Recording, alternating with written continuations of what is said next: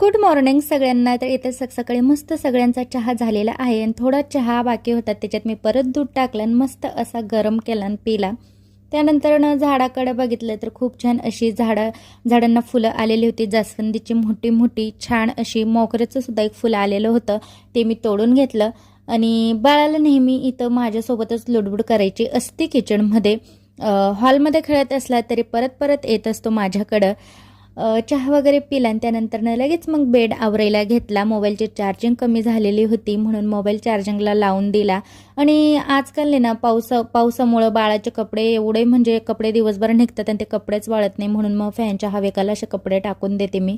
त्यानंतर बाळाला खायला केलं मस्त नाचणी सत्व, तो खूप आवडीने खातो म्हणून मग त्याला बनवून देते मी।